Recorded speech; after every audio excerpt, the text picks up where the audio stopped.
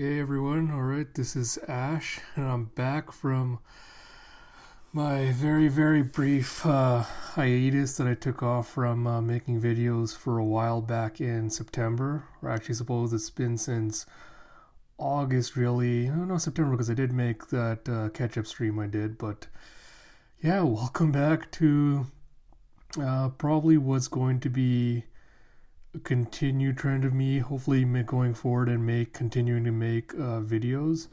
So off the bat, first major change I want to point out is you'll probably notice that the name of my channel has now changed. I've officially changed it to The King's Speech, which is the same title I use for my One Piece editorials. And I figure I like it enough that I'll use it for my YouTube channel as well. And then, so I think that's about the only big thing.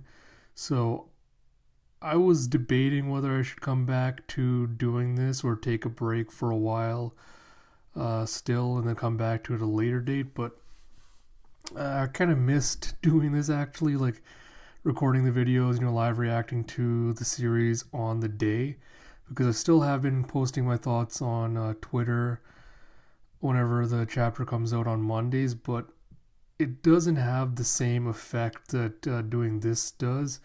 Like on Twitter, I kind of just throw all my thoughts out there and then I spam my feed with like 10 different tweets about, all the different ideas I kind of have when I read it. But I feel like doing a video makes it a little bit more, at least makes it easier for me to kind of collect and coalesce my thoughts into one kind of program.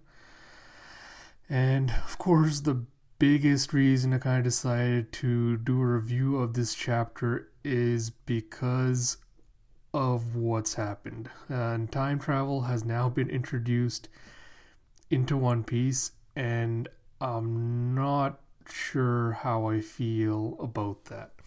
I know most fans are excited because they're just like, oh yeah, it's new and exciting to kind of find out what Oda's going to do with this going forward, but I have some thoughts and kind of felt like, given everything we find out in 920, I kind of want to explore that as well as some of my other ideas. And I'll probably bring up some other miscellaneous facts because I like the prospects of what 920 could possibly mean for the series going forward. Not just because of the time travel stuff, just because of my own personal theories. So I already have, it's not going to be live reactions. I've already kind of did that on Twitter already, so I already know what the chapter is like. But I am going to just go through it once again. And then I'll probably talk about some of the things want to talk about I'll do as I go through the chapter. And then the rest I'll kind of save for the end as like an overall little review recap at the end. Let's get right into it. So, One Piece chapter 920 for Love of Oden. And on the cover page we have a fan request of Zoro and Sanji fight even in their dreams by Goemon from Nara.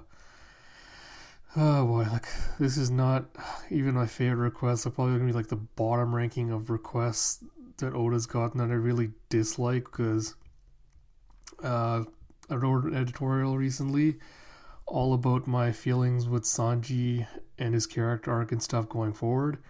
And right now he's probably not only my least favorite stride, he's probably my least favorite character in the entire series. So anytime I see, junk like this on the screen, I just kind of have to groan inwardly a lot on the inside. But you see that Sanji in his dream has knocked out Zoro and broken his sword, and now he's giving him a hug and he's freaking out. And then you have same thing on Zoro's side. He's knocked out Sanji and then Chopper is cheering him on. People pointed out that it's adorable that it seems like the one Zoro wants approval from, the most approval from, is Chopper.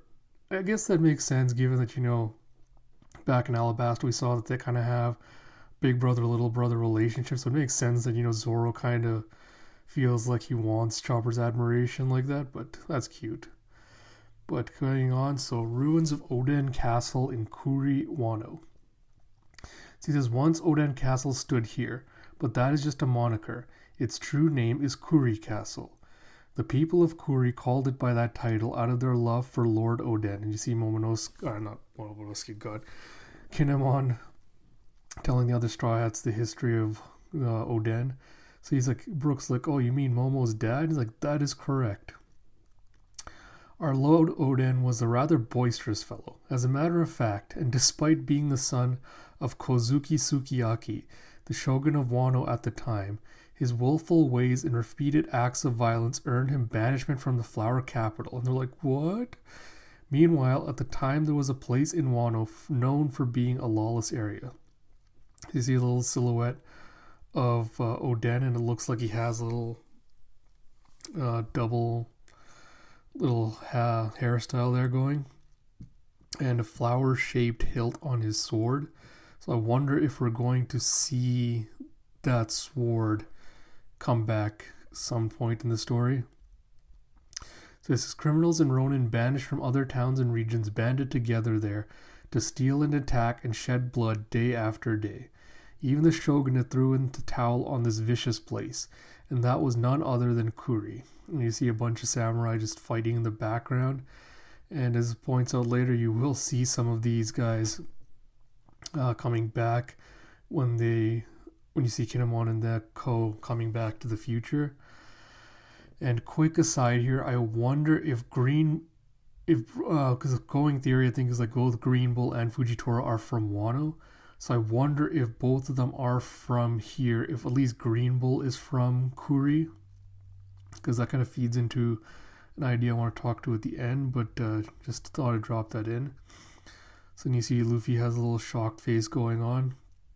And he's like, the young Lord Oden strode into that very Kuri and identified the most dangerous of all the wicked men there. He fought against Ashura Doji, the demon child, and was victorious. Soon he had assumed command of all of those ruffians. And I don't know how many of you have even read the series or are aware of it, but the part where he's like, Oden strode into that very Kuri reminds me a lot of Loch Lamora in the second book, Red Season of Red Skies, when Jean does the same thing. He walks into the pub and he's like, who's the biggest, meanest, baddest motherfucker in here? And then he takes him out. So I liked that part a lot. It's like he gave them work to do and they built up a town and then a castle. He even created the Paradise Farm for the people. It was a lively and bustling town, bursting with freedom and laughter. Ultimately, Shogun Sukiyaki decided to give him the title of Daimyo of Kuri at the young age of 20. So I don't really have much knowledge of how the shogunate system worked and what the process was. But if Oden was basically next in line for the shogunate, does it make sense for him to have his own daimyo if he's going to be shogun? Or because it seems like doing this makes it more of a merit-based system, whereas if you prove you can actually rule this area, then you can become the shogun of Wano. But again, I have no idea how that works, so I might have to do some research into that to see what the system was set up like. But moving on, it's they dug out a river, built a dock, and connected to other towns and people. Lord Oden loved to say, "It's too cramped." And then you go to skip aside to Zoro, who had gotten lost in the previous chapter, and he goes, "Sheesh, those people." And he's just taken down a tiger that was apparently trying to eat him. And he goes, "Where did they get off to? Can't believe that Koma Inu actually got lost with me riding on it." He goes, "Hey, a dock, guess I'll take another ride." I'll get to this at the end, but the fact that we're already seeing the Straw Hats kind of separate off makes my theory seem more palpable, considering when we get to the end, but I'll get into that later. So then we go again to another group with ashore in Kuri, Wano. For Lord Oden, the realm of Wano was just a bit too small. But how fondly I remember this old shore. And then you see Dogstorm just sitting up on the shore. Looks like close to the area where Luffy and them washed up with Sunny. And he goes, "When we first washed up here, they feared us, calling us Talking Dog and Talking Cat. But Lord Oden was different." And he goes, "King of the Day, Mokomo Dukedom, Duke Dogstorm." So we've now had Beppo and apparently Dogstorm and Cat Viper who all, I'm not sure, like we don't have confirmation that it was the same way, but it seems like a lot of minks just seem to get washed off of Zunesha and like wind up in strange places. But speaking of that, I wonder where they did park Zunesha because it looks like there's a fog in the background, so I wonder if she's just parked off the shore of Wano, but I feel like that would get her spotted, so I'm curious as to where they parked her and the other minks and if she's going to participate in the battle that's coming up. He goes, "Shame on all of you. Your fear of the alien exposes your own ignorance. He was our savior. He was a true hero. He was our master." And you flip back to Kinemon and Co. and it goes, "The samurai of Wano who entranced Whitebeard and even charmed Roger." And then Sanji's freaking out because because he wasn't there when we find out that he wasn't there on Zou when the Straw Hats found out about the connection, so I guess he's surprised hearing the news now. And then poor Beppo is curled up on the ground outside, suffering from all his cramps from eating or drinking the poisoned water. And all the Straw Hats have their, angry, sad faces on. And they're like, but that's just awful. It's like, and then what happened to Oden? Lord Oden, beloved by all, was taken to the Flower Capital as a criminal, tried and executed. He's like, what? No way. That's messed up way. That's a messed up way. What a dirty thing to do.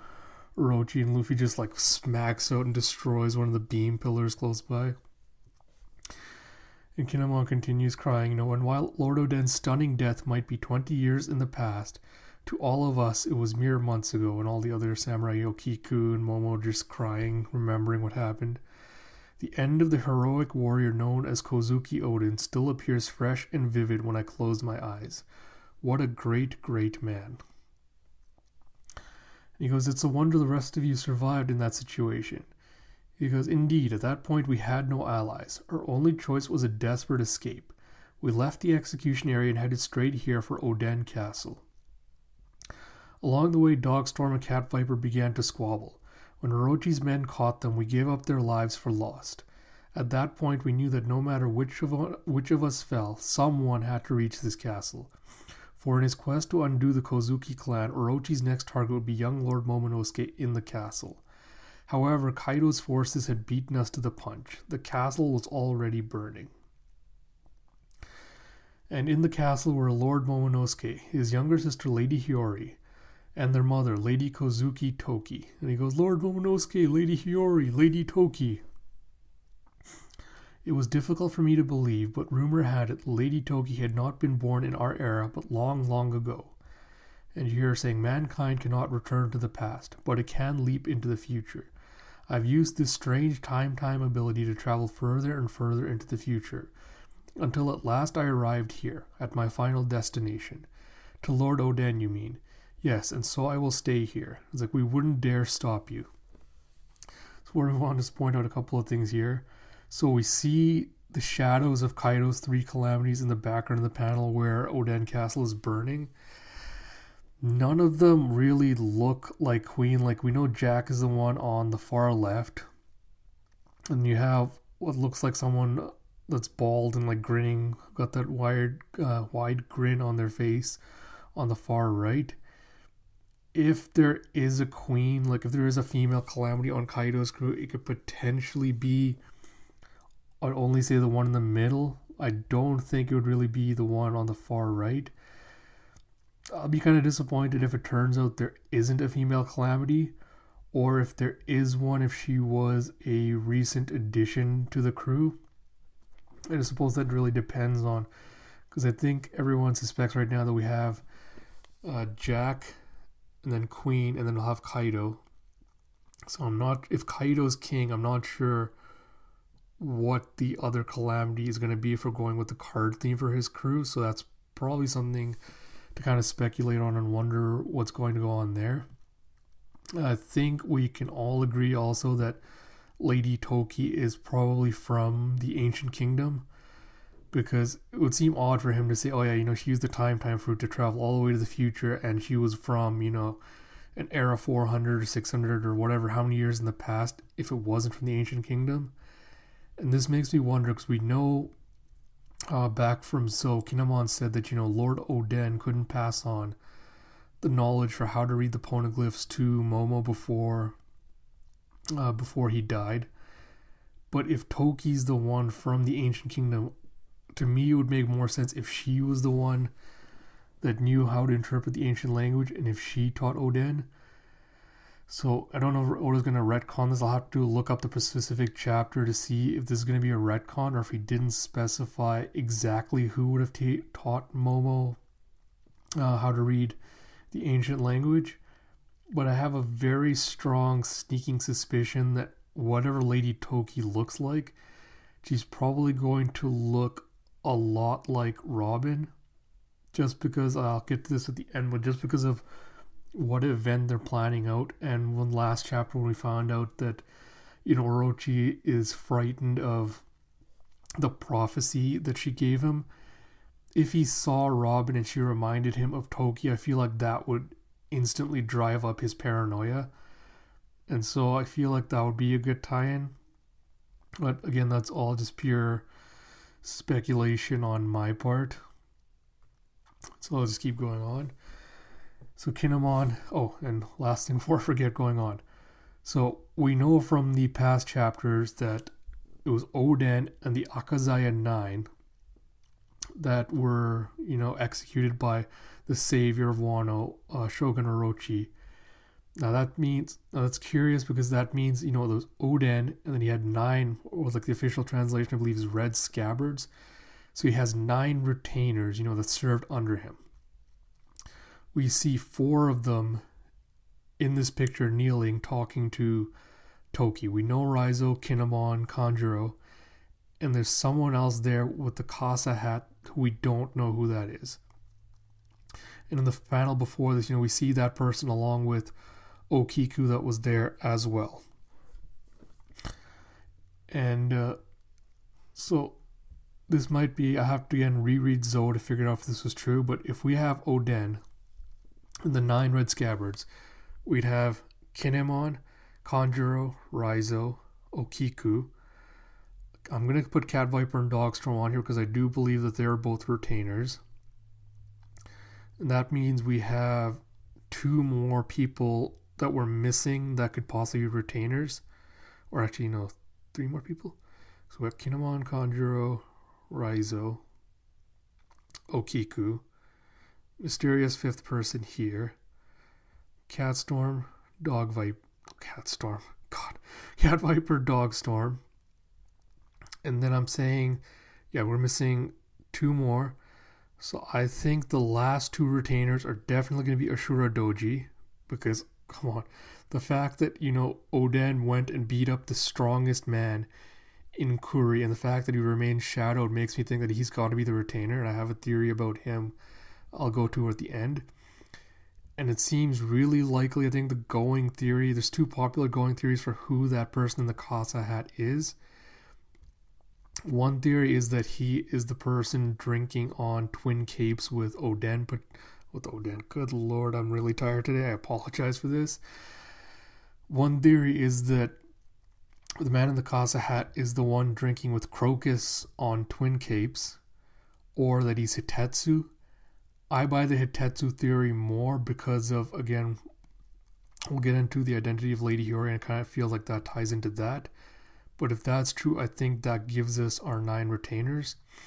And this is completely unrelated to anything else, but I find it interesting, with Lady Toki, Hiyori, Momonosuke, Oden, and the Akazaya 9, we have 13 notable people in the Kozuki family.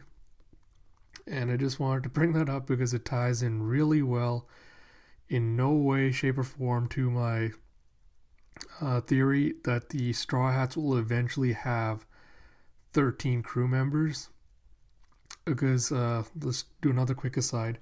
I don't know how many of you have already seen this, but the Viver Card data book that's been coming out, I don't know if you all know about that. Basically, it's a data book compiling, a list of all the characters in the series, and it has a bunch of biographical information on them. So it has their name, age, bounty, blood type, favorite foods, location where they're born, things like that. And so it's numbered 1 to whatever, how many other characters there are. What's interesting is number 1 to 13 includes the Straw Hat Pirates. 14 is Gold Roger, and then you go on from there. Right now, there's only 9 confirmed Straw Hats, with Jinbei, when he eventually comes back and joins the crew, being 10, which leaves 3 more open spots on the Straw Hat crew for that data book before you get into number 14, which is Roger. Now, easiest explanation is that if you have the Going Merry and if you have Jinbei, the Going Merry, and the Thousand Sunny, that takes up 3 of the 4 remaining spots. And the last one could either be 2 things. I've heard a lot of people suggesting that because Vivi was an honorary Straw Hat, she might fill that position. The other prominent theory is, this means that there could be at least 1 more crew member joining after Jinbei, which would put it up, which would fill that missing spot. Popular theory is it is Carrot.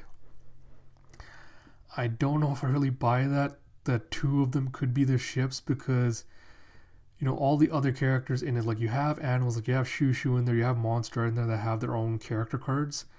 I don't know if Oda's going to do the same thing with the ships. I mean, he very possibly could, and I could be looking at this, a few months from now and just laughing about how wrong I was. But if it was just the ships, apart from just like a deliberate bait reason to kind of put this in there and make people speculate, there's really no other reason that he needed to leave out those empty spots in there. So right now it's all purely speculation, but man, if you saw my Twitter feed when I found this out, I was freaking out so hard, and I will be extremely annoyed if it turns out it was just a troll bait move by Oda, but just putting it out there, it could mean a lot more. Here, let's get back into the read through.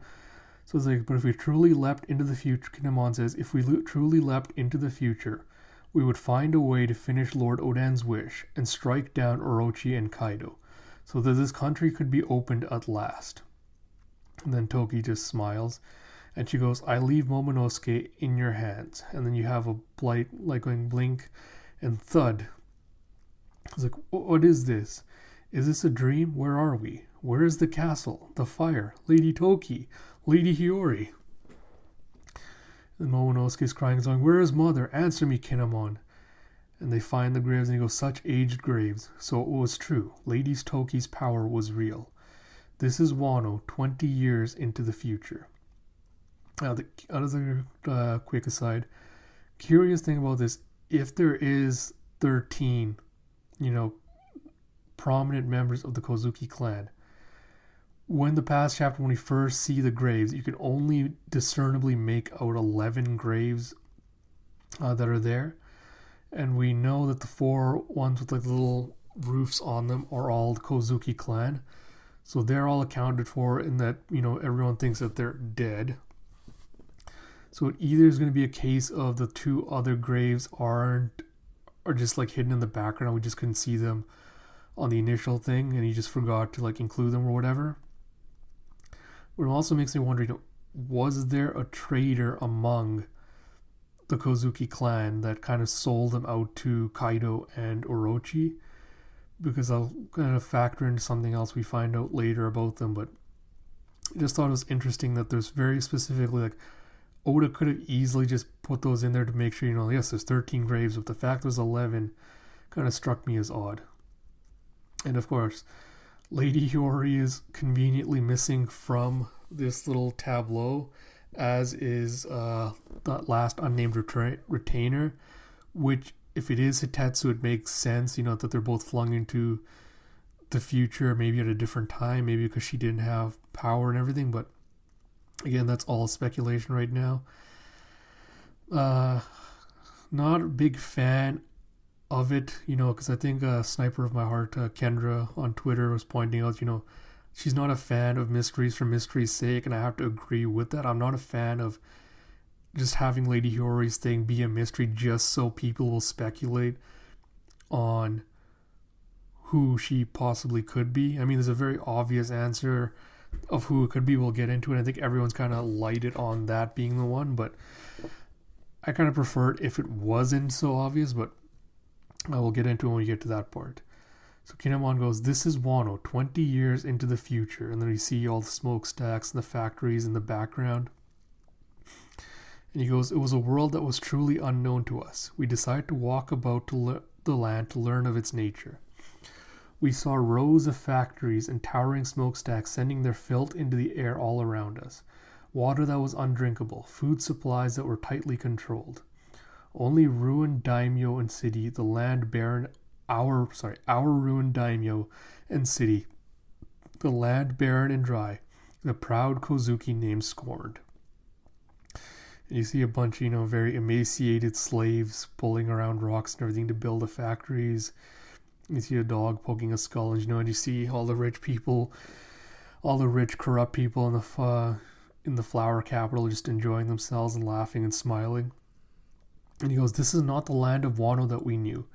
It seemed we could not find any who'd fight on our side, but we were wrong. And then he goes back to flashback. He's like, and you are indeed Lord Kozuki Momonosuke? My name is Jibuemon, and I was once a retainer of Kibi. I have awaited you for 20 long years. Retainer of Kibi. So is Kibi one of the other retainers? So could that be one of the missing ones? Because that's interesting. So it's a retainer of Kibi. I wonder if that's someone that's allied with the daimyos, or if that's one of the other retainers' actual names. That'll be interesting to find out which one that is. It's like, I have awaited you for 20 long years. I trusted the words of your mother, Lady Toki, all for this day. And Momonosuke's like, my mother? It's like, Lady Toki's final words suggested the revenge of the Kozuki clan in 20 years' time. And despite her incredulity, as if to anchor her claim, not one of the bodies of the Akazaya 9 was ever found. So claim again, they're probably all transported into the future, but either they're transported in the future, maybe the other 4 Akazaya 9 were forced to wait around while someone came and find them. But again, I'll get on to all this later in the end, because there's a lot to cover up here. So on the slim chance that she might reappear 20 years later and lead us to the victory over the wicked Orochi, every man who was prepared to fight at your side on that portentous day indicated his willingness with the mark of a moon on his ankle, just like so. I think that's the part I was referencing earlier when I was saying, if there's a traitor, maybe they won't have that moon mark on their ankle, or it'll be some way to indicate, if someone meets with Orochi or Kaido, maybe that's how we find out they are the traitors, because they'll have that moon mark on their ankle. But I do like the design of all these retainers, that are waiting here ready to fight for the Kozukis. And Kinemon's like, you mean after 20 years we still have allies? We will need to rouse these forces without alerting anyone. We'll do everything we can. He goes, I entrusted the investigation of the enemy side to Kiku, and the other 4 of us, as you know, traveled to recruit like-minded fellows to our cause. Even leaving this country is a crime. We were spotted as we embarked and were chased across the waters. We tried to head for Zou, but without the sailing skill needed, we soon crashed and wrecked our ship. Raizo was swept away, and he screamed, let us meet on Zou! And so eventually we washed up alive on Dressrosa. Because of his connections to Kaido, Doflamingo had us pursued there. Lord Momonosuke got onto a strange boat by mistake, and in chasing after him was separated from Kanjuro. He goes, go, do not bother with me! Even on Punk Hazard, where we arrived next, Caesar was another henchman of our foe. And it was when Sir Law, who is now on our side, cut me into pieces and left me in my most desperate state, that I met all of you.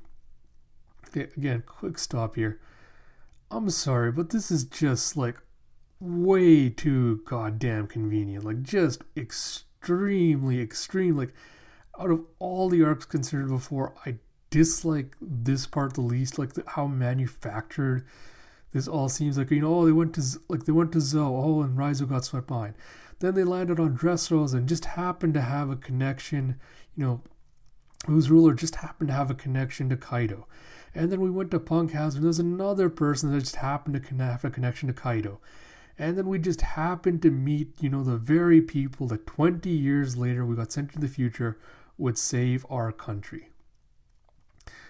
I'm not a big fan of, this entire idea of this being like a destined meeting and like the prophecies and like the saviors and all that. I'm not a big fan of how much Oda's playing that up in this arc so far. Like pre-time skip, what I really loved, because this has been a comparison that fans have been making for a long time, that what if Luffy is like Roger? What if he's Roger's reincarnation? What if Roger used to be the one that has the devil fruit, etc., etc.?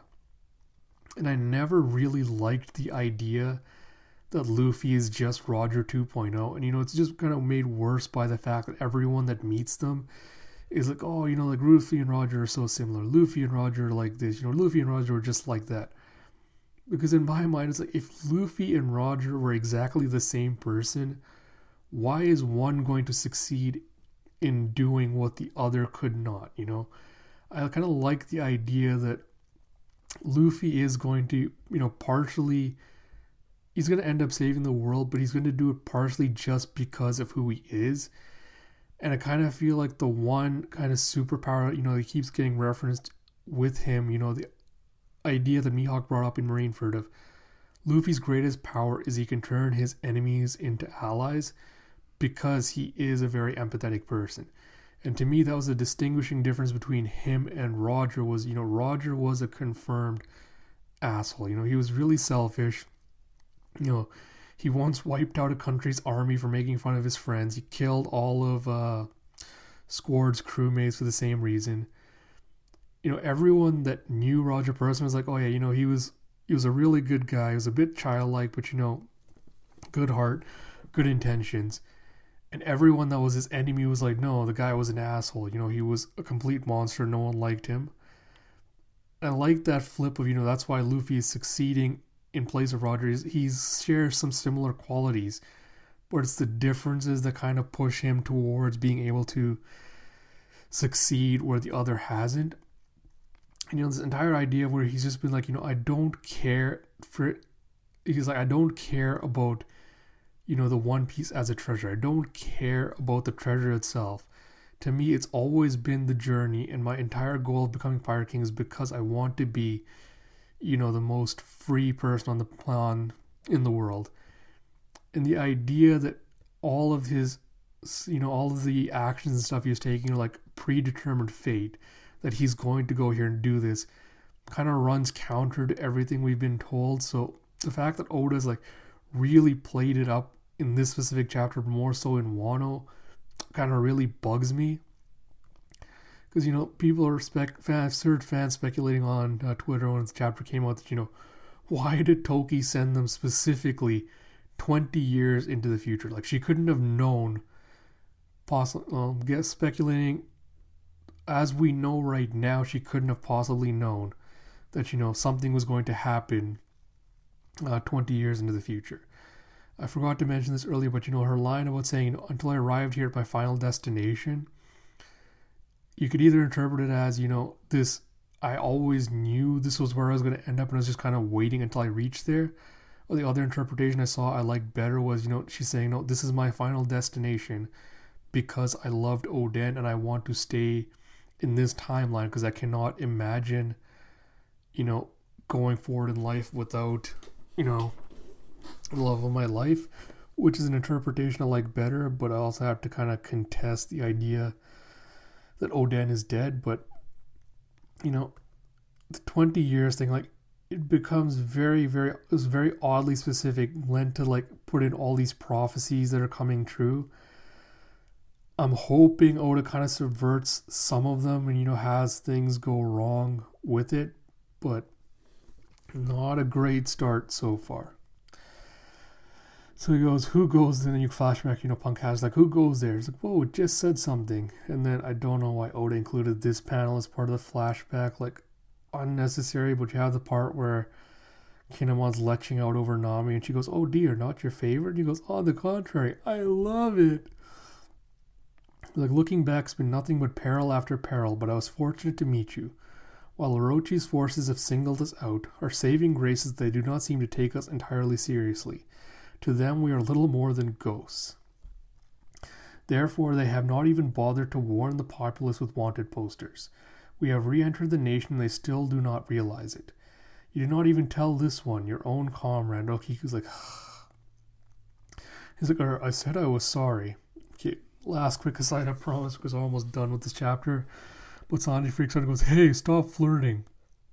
So I was talking to Chow from the One Piece podcast, one of my friends, and he said that, when they talked about the nine scouts, like the retainers, they the original text seemed to indicate that they were all men, which means, like, I think this was a theory that was already tossed out. What if Okiku is just a man?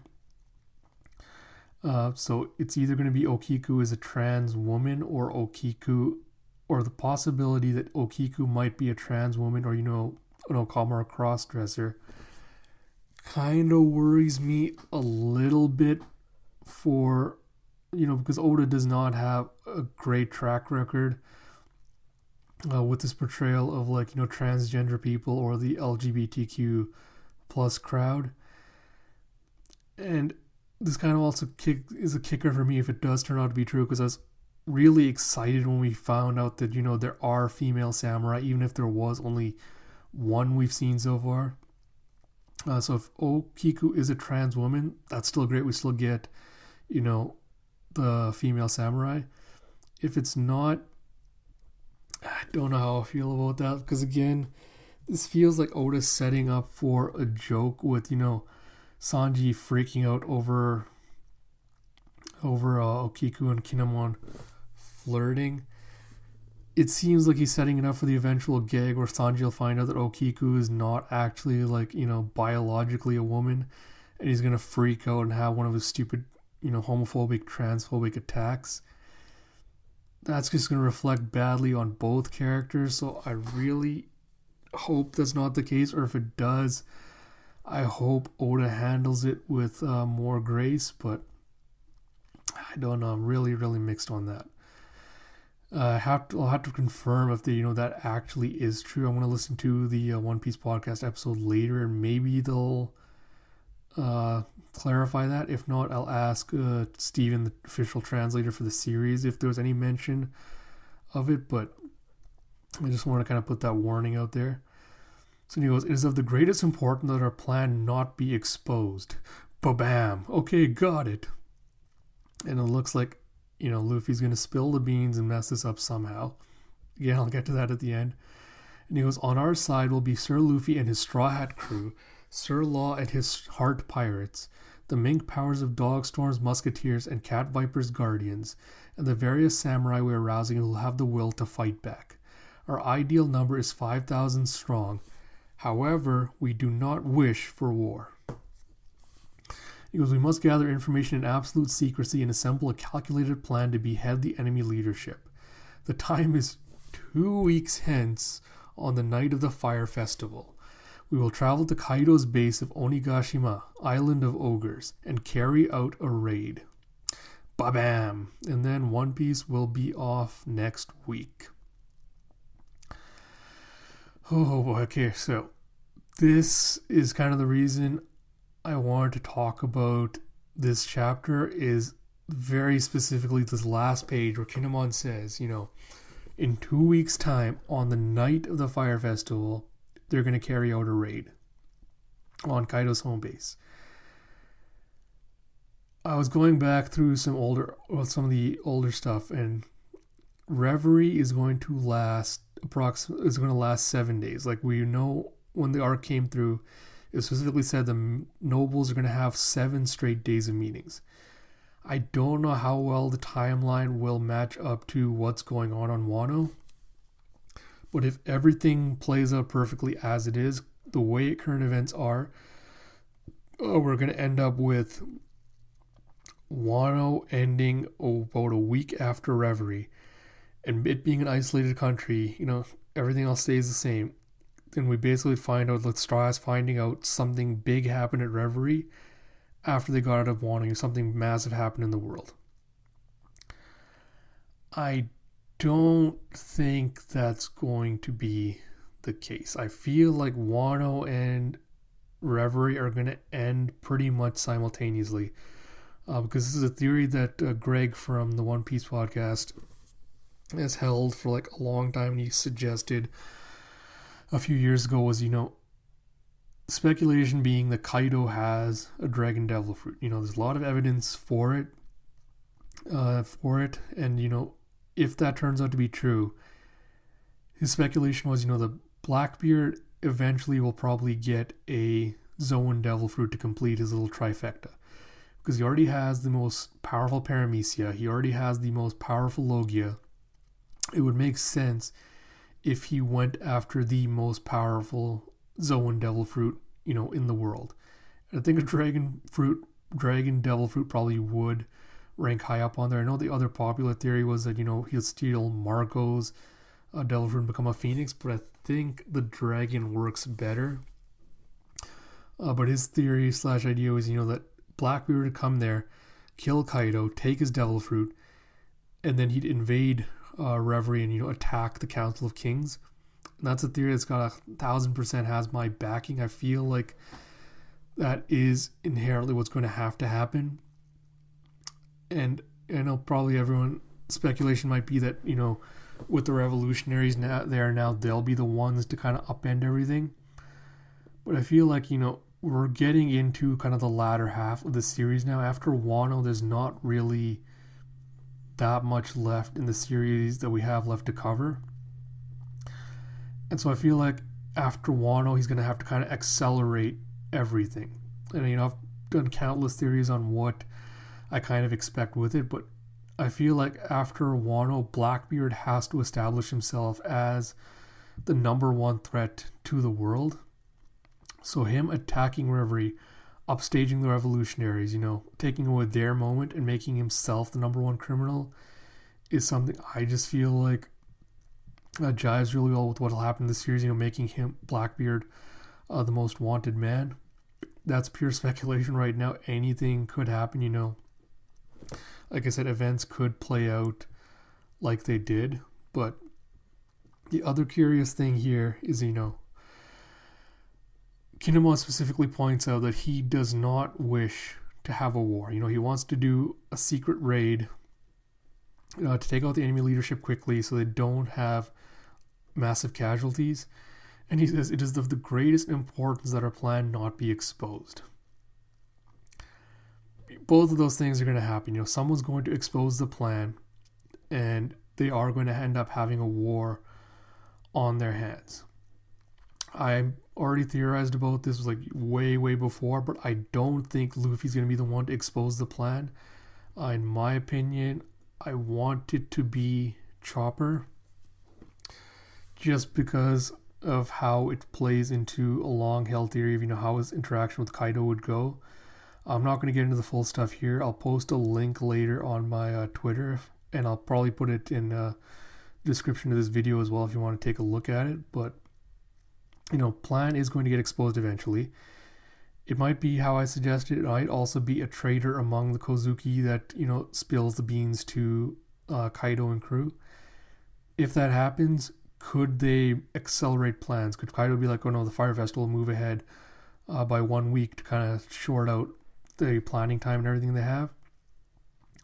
Maybe, but I've also, the 2 weeks seems to indicate that, and again, another popular theory making the rounds on Twitter is that the 2 weeks is because on that night there will be a full moon, which means the minks can go into their Sulong form, which will make it easier for them to, get into the raid. Again, that's a theory I'd buy into. Like, I see that happening.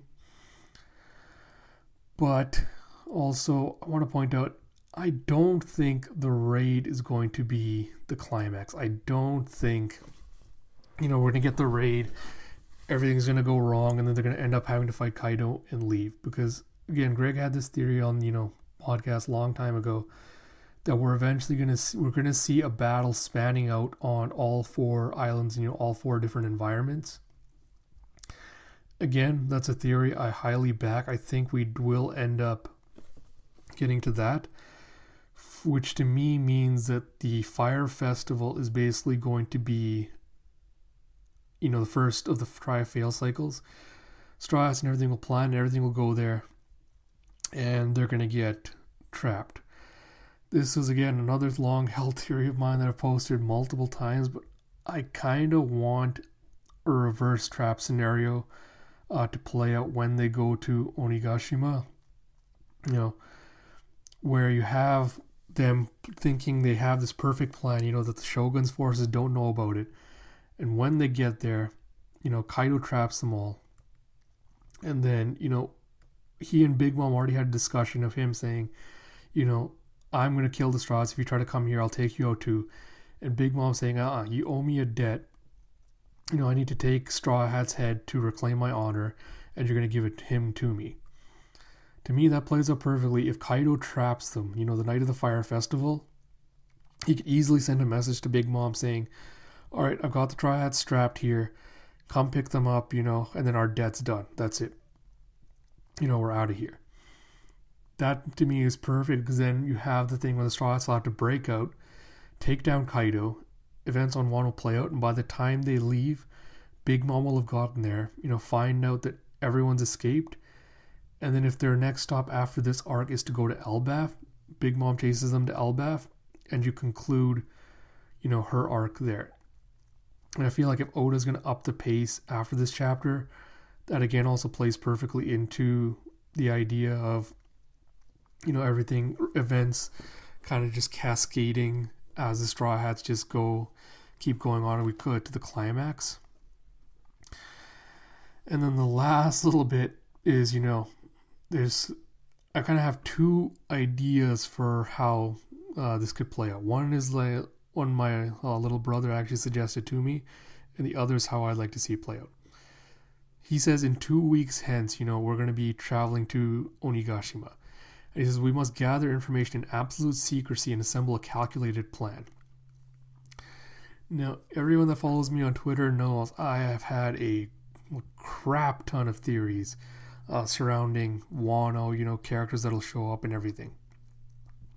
And so I kind of feel like this 2 weeks to get to Onigashima is perfect for that. Perfect for the entire cast of Wano to kind of assemble, and then the climax of the arc being after the raid on Onigashima failing. I'm going to just go through, the cast of characters I expect to show up one by one. But the one thing that kind of gave me hope that this is what will happen is we already have Zoro, who's gone off on his own and gotten lost. He's basically saying, oh, well, I'll just get on a ship. That sets him up perfectly for the Straw Hats to already start dispersing to, other areas in Wano. It gives Oda a perfect chance to kind of explore all the different islands and showcase off Japan by having all the Straw Hats go to the different islands, see what the state of things are, gathering information.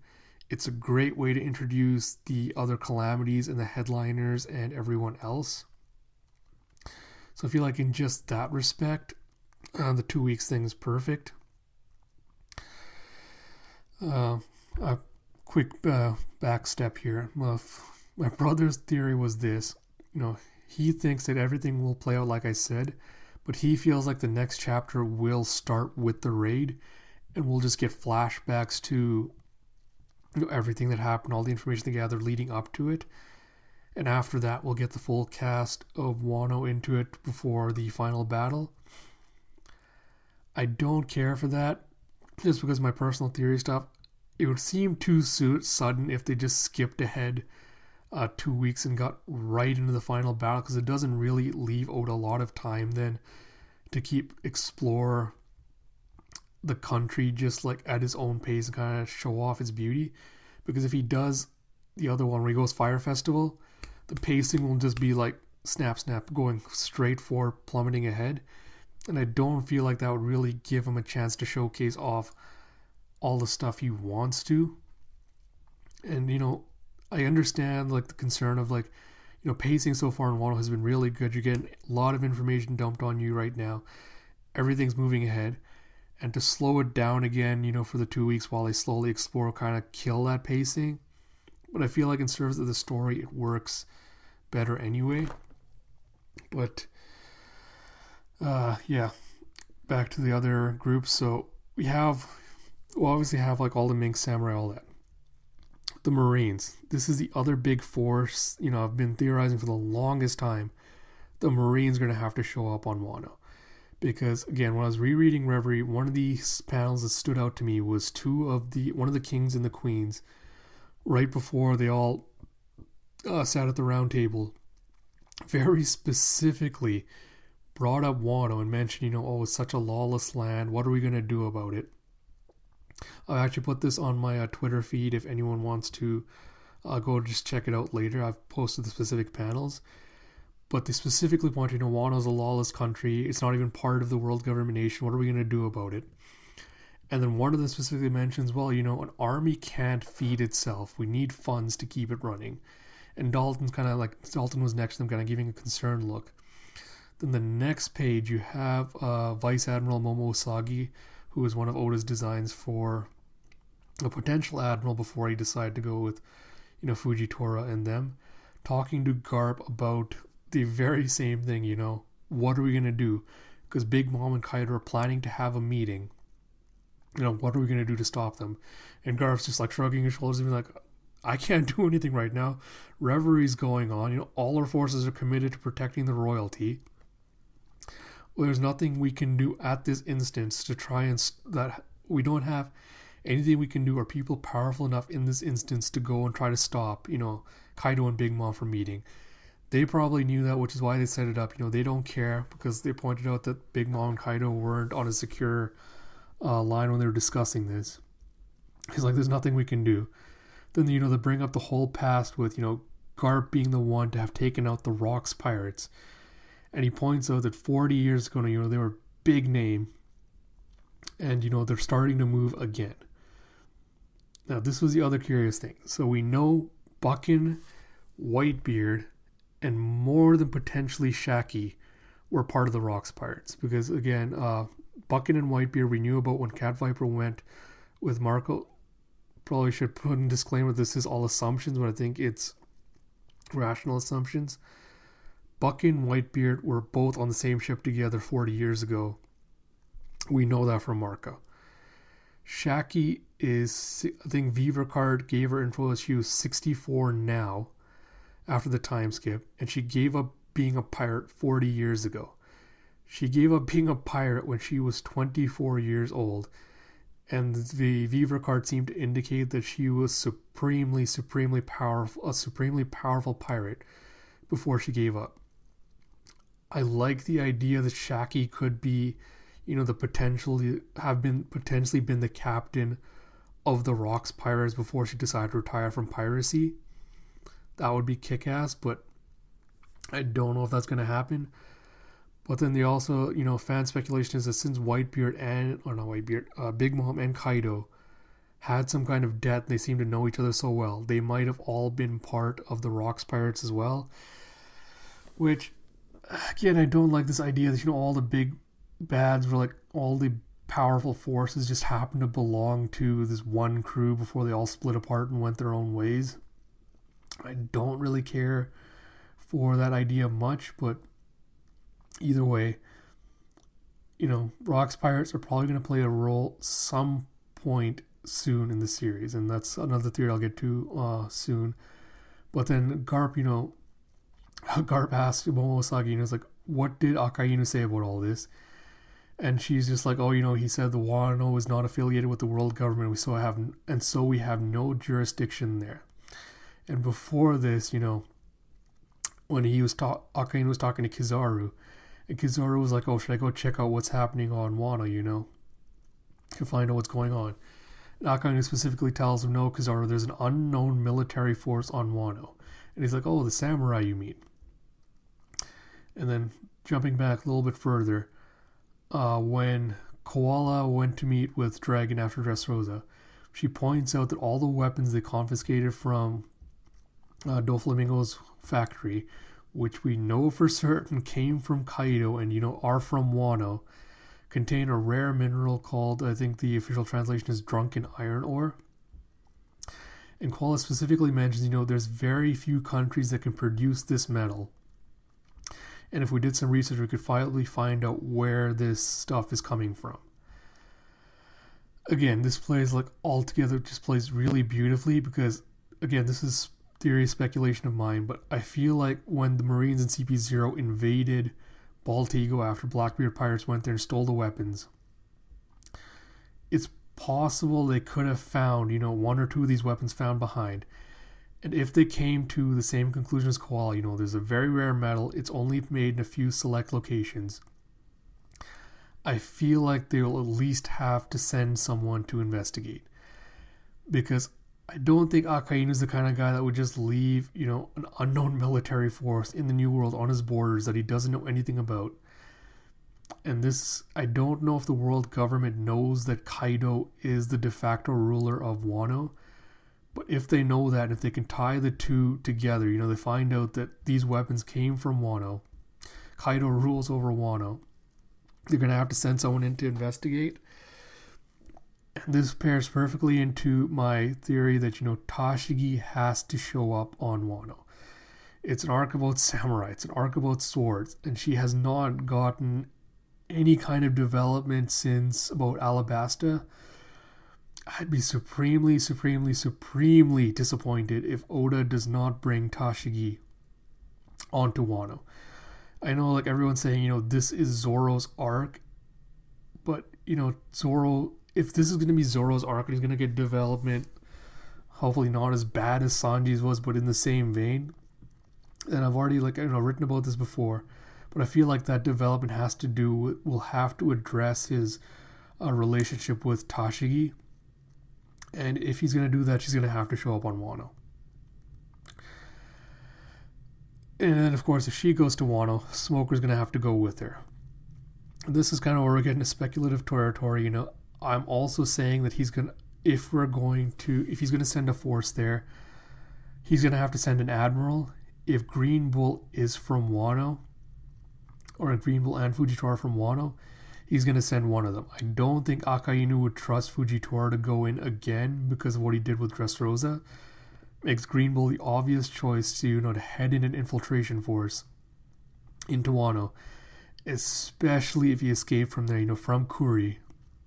And if he was able to sneak out without anyone noting, he might know of a back way into the country that no one else knows of.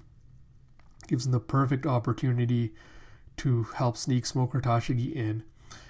And if they find out about the weapons factory, are able to report back to Akainu and say, hey, we found this, these guys are building an army, they have all these weapons stacked up, what do you want us to do?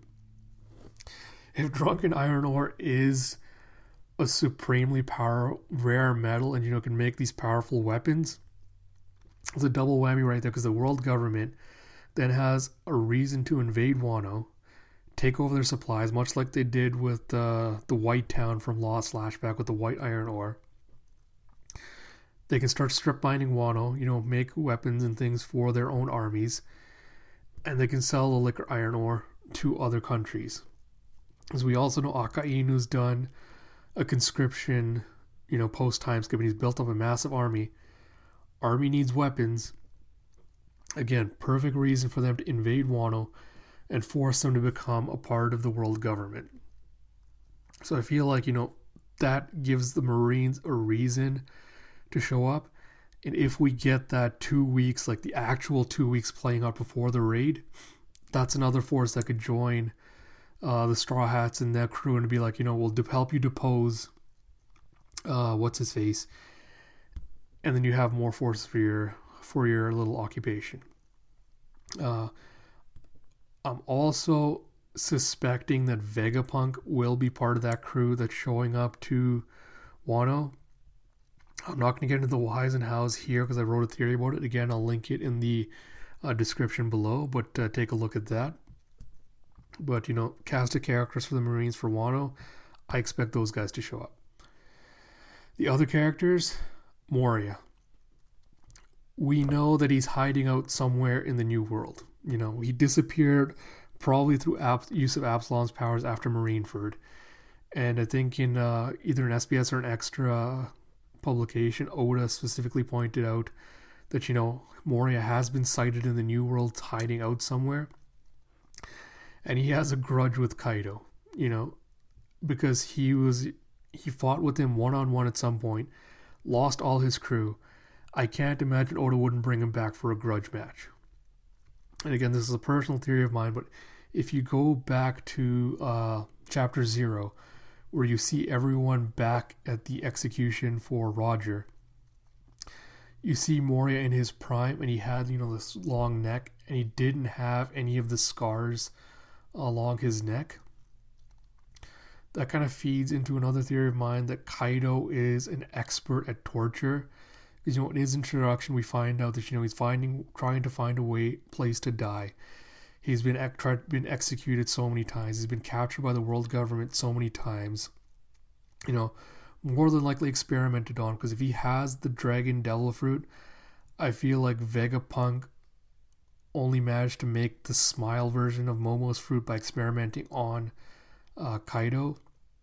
Again, a great reason for Vegapunk to show up on Wano would be he helps perfect, Momo's transformations.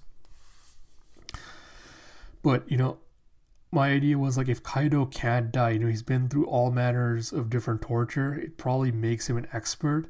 And given how sadistic, Jack is, and just like the old kind of theme of the pleasures of the crew, I feel like, inflicting pain is something Kaido is probably good at.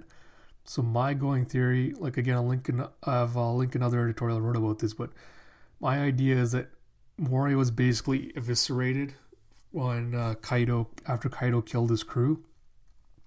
And that's why, he has the little stitch marks there. He had to literally sew himself back up after Kaido defeated him. So I feel like, again, this has to be another character he needs to introduce into the Wano arc. And I feel like, again, 2 weeks gives him perfect time to set it up and get him included in the plans. This could potentially work for an after Onigashima thing if the raid fails. All the Straw Hat main leaders get captured and you have, the lesser crew left behind, like Brook, Rob, and Chopper. If you had those guys left behind, they could potentially do an arc afterwards, with them getting together all these allies to break people out. And I feel like, again, it would still be too sudden to do the 2 week thing and then drop it into a jail escape. It would make the pace too fast for what I feel like Wano's going for. So that's what I'm saying. 2 weeks gives them perfect time to introduce them. The other 3 characters I kind of expect to show are a little bit more, well, I should say a lot more speculative. But first one, for sure, Edward Weevil. And there's a couple of reasons for that. One is we know he's hunting Marco. He's on his way to wherever that little Whitebeard village is. He's probably on his way there now as soon as Cat Viper has left. And the fact that we have the ambiguity of Marco having had a message for Luffy he told Cat Viper to pass on. I feel like when Weevil gets to the village, he'll learn from someone at the village, They told him give him a message to take the Straw Hat Luffy on Wano. Leave Marco alone. And I feel like Weevil and Buckin will chase them to Wano and then try to capture, find out the information, because they probably suspect that the information he gave to Luffy was the location of Whitebeard's imaginary treasure that he's going to take back. So they'll probably try to stop him. And this, again, another speculative question I don't think we've ever got answered is, can a warlord collect a bounty on a pirate? So if Mihawk took out a pirate and took his head in for a bounty, would he be able to claim it? Because I feel like if that's true, then Buckin would have another reason to take out Luffy's. Like, he's got a 1.5 billion berry bounty on his head. And I feel like she probably thinks if Weevil could potentially take out Marco, he could probably take out Luffy as well. And that is one hefty bounty to kind of collect off of him. So that's one kind of speculative reason how Weevil could show up on Wano. The other was actually, well, two other kind of linked theories was I had the idea, again, that Buckin and Mori are kind of working together. Because when you see Weevil, he has, that little stitch marks around his head and around his arms, which makes it seem like he's a stitched together corpse that was put together. And my immediate thought when I first read this chapter and I saw, Ashura Doji, the demon child, my immediate thought was that is got to be Edward Weevil. Either his body or his shadow is animating the corpse of Weevil. And if it was true, like if he was one of the retainers and he got either killed or something, or he was gravely injured and sent into the future, it would make sense if Moria or someone else got his hands on them, managed to stitch him back together. And I feel like, it could tie into the Whitebeard angle where he's a simpleton and he remembers if he was part of Odin's retinue and he met Whitebeard in the past, that if he had like brain damage or got some kind of like fuzzed memories, he could have, it would have made him easier to manipulate for Buckin. And she could have fed him, fed him the lie that you are Whitebeard's son and you need to help me get the treasure. Again, that's massive speculation right now. I don't really have a great theory for how that would work out. But, I feel, because my initial theory for Weevil was that he's connected to the Rocks pirate somehow. Maybe he was the missing captain, and they'd find out from him. I kind of like the idea better that he is Ashura Doji, because then if he comes back to Wano, and if Momo can remind him of who he actually was, and if you can remind him of Oden, then that gives him a more plausible reason for why he would join their side against Buckin's, and then you have, another powerhouse to join their fight against Kaido. If not, I still feel like Ashura Doji is going to was one of the Red Scabbards, and we'll meet him eventually. I feel like Weevil's still going to show up, because the last little kind of tidbit I have on speculating this is Oda specifically introduced Weevil as a warlord after Dressrosa, which was an arc where Straw Hats dealt with the last remaining warlord. So there's really no reason for them to throw down with Weevil going forward. Like, I did speculate there could have been a potential mini arc where they did throw down with Weevil in a plausible way, but to me, if Oda introduced him, as a warlord, and we know at the end of Reverie that the warlord system is going to get abolished, right? Weevil is not going to be a warlord after Reverie happens, especially, given his propensity towards violence and destruction in his pursuit of the Whitebeard pirates. So to me, it's like, why would you introduce a character as a warlord if that title is going to be immediately stripped away, at the end of an arc, and he's not going to be involved in the current arc in any way, and he's going to come back in the future? Why give him a warlord title? Only answer, like my little brother gave me this one, was that, it's just a way to establish how dangerous the character he is, like, oh, he has warlord status, so he must be powerful. But we've seen with the past warlords that their kind of influence and power level kind of wanes, where you have Mihawk, who's the world's greatest swordsman. Then you had someone like, Gecko Moria or Crocodile, who were not as influential or as powerful. Or you even have someone like Boa Hancock, again, not a huge bounty, still powerful, but like, you have that scope and scale. So I don't think that you would have needed to make him a warlord specifically to just have, hype him up as, oh, he's this beast. So to me, again, that makes sense that, you wouldn't have him there unless he was going to either ally or something else. There's no real reason to include him as a warlord. So again, another character I expect to show for Wano. And the last two are my massive crazy speculations, Sir Crocodile and Jewelry Bonnie. Now, I know you're probably already screaming at me thinking, oh, you're crazy. We saw Bonnie at Reverie. She's obviously going to help out, with the revolutionaries and Kuma and whatnot there. Because, again, Vive Ricard, I'm not sure how many of you have this information, but it did confirm a couple of interesting facts about Bonnie. The first being that she and Kuma do have some kind of relationship or connection, and that she was there at Reverie to save him.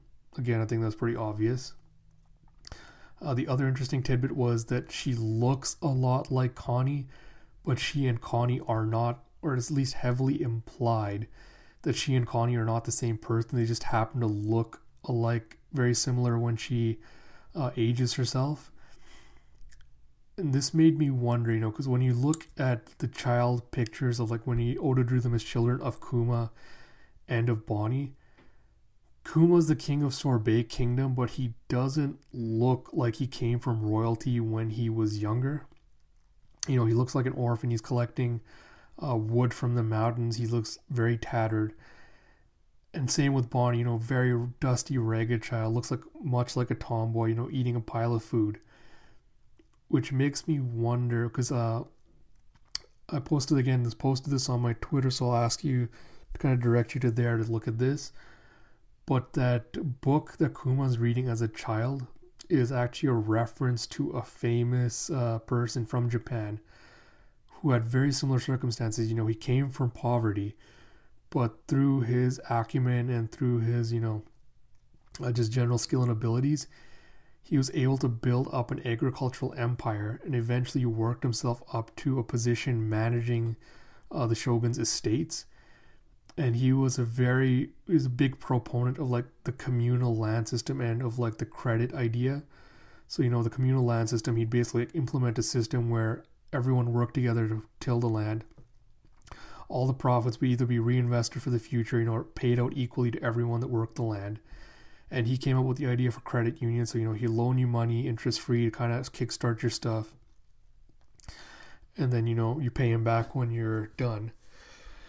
And given that we know, that Kuma's whole tyrant shtick is obviously just a lie on how the world government has victimized him, I wonder, because when we are introduced to Queen Connie, it points out, Vive Ricard pointed out she is a real person, and she was the Queen Dowager of Sorbet Kingdom. So my speculative idea on that is, could Connie, the Dowager thing means that, she basically inherited her husband's estate or kingship after he died. So could she have just adopted, Kuma and Bonnie as children, and they were basically adopted siblings together? And that's what their connection is. And that's how Kuma became king of Sorbet Kingdom, was he was adopted by Connie and he worked his way up through merit. And what if the same thing happened to Bonnie? She was bought into the thing because Connie saw her. Because if they looked the same aged up, I wonder if when Connie saw her young Bonnie, she was like, oh, you remind me of myself, and that's why she adopted her. But again, that's pure speculation on my part, but I think it works into this general theories stuff we've already know about her. And the other interesting tidbit about Bonnie was, again, established already, but she has some kind of connection to the world government. And Akainu took her back to Marine headquarters after he captured her, and she escaped during the trip. Which, again, curious that he wouldn't have taken her to Impel Down or anywhere else. He took her back to Marine headquarters. So you have her having some kind of connection to Kuma, the world government, etc. So I guess, it makes sense that the going idea thing being that she would help Sabo and the revolutionaries who are also there to help Kuma out, to kind of get, help them do whatever their mission is. Again, revolutionaries, I'm kind of wondering why out of all this time they finally decided to rescue Kuma now, if that's their only goal.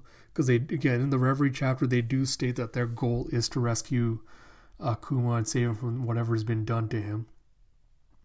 But the thing is, Dragon knew something about Kuma. Kuma willingly entered into the Pacifista program. And whatever reason he had for it, Dragon was okay doing that.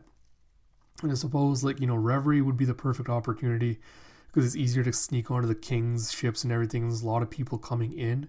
So it's probably the easiest time for them to sneak into the thing. But I wonder why they chose now to do it. But again, speculation. If it turns out Reverie does end first, it gives this a lot of my stuff a better chance for happening, because Reverie could conclude, Bonnie could help out with whatever's happening there, and then she could go on her way. But the reason I was kind of saying that, she and Crocodile would both show up to Wano, and this is all really highly contingent on Weevil being there, is Crocodile has a grudge against Whitebeard. Whatever it was, it was apart from the defeat. Something happened between him and Whitebeard, and he's been nursing a grudge forever. And then Bonnie, same thing. During the Sabaudi Archipelago arc, we saw her crying, when Squard stabbed Whitebeard. And then she vowed revenge on someone. And she immediately ran into Blackbeard when she entered the New World. So, both Croc and Bonnie have some kind of connection to Whitebeard. And I don't think that either of them would sit still after learning that there was someone that claimed to be, a son of Whitebeard going around claiming that, he has some treasure hidden away that he wants to find. Because I feel like, if someone really knew Whitebeard, they would know that's complete bullshit. And I feel like, at least for Bonnie, Reverie's kind of the perfect opportunity for her to learn that, that there is a warlord claiming to be Whitebeard's son. And I feel like if the Marines are sending an infiltration force into Wano, and if they find out that Luffy is there, and it just came to me now that this could be like a double tie-in, like they find out Weevil's going after Luffy and he's on Wano, and if they send a Marine force after him, again, this is an idea I had with, like, if Sabo and the Revolutionaries and Bonnie are all there for the same mission, what if they struck a deal with each other? Sabo says, we'll rescue Kuma, and get him out of here safely. You have my word. He's our friend. I won't let any harm come to him. And he tells her, but I need you to get to Wano, with this Marine forces being sent out to go there. And I need you to get Luffy a message for me. I need you to protect him just as I'm protecting Kuma. Complete here, 100% speculation here, but I feel like it works. And again, this all ties into my idea for, the three final Straw Hats that'll join the crew. And like, this 2 weeks thing is just like so perfect for that, because I feel like, it sets up all the events I've been predicting for Wano perfectly. And it could easily just be disproved by the next chapter with, the Fire Festival begins or something like that. Like, if I see the title for the next chapter is anything like that, just disregard everything I said in this video right now. But, I feel like it's highly possible. And, like, that's really kind of the big reason I wanted to discuss this chapter is, like, up to this point, it's kind of like iffy on how Wano was going to proceed. And then, the Viver card news and all this chapter coming out kind of just spiked all my hopes up again. So, God, like, despite everything, I am getting excited for the series again. I mean, the reason I stopped, like, making the videos, like, last month was just kind of like, I wasn't really feeling like I needed a semi-short break to get through this. And now, I'm kind of feeling reinvigorated by the series. But again, like, we'll have to really see how it goes going forward. So with that said, I'll probably announce right now that I'll probably go back to making these videos, at least for the foreseeable future, for the next few months. Because right now I'm off work and everything, so I don't have too many other commitments. So I'll probably continue doing the, One Piece and One Piece and the Promised Neverland reaction review videos every week. For My Hero Academia, I've been a guest on the My Hero Academia podcast. You guys should all follow them on Twitter and listen to them. It's a really great podcast. So I might keep my reactions for My Hero to just that, because I kind of join them every week when I'm free. So yeah, so for the foreseeable future, I think I'll get back into making videos again, because I have missed this, and I hope you guys have as well.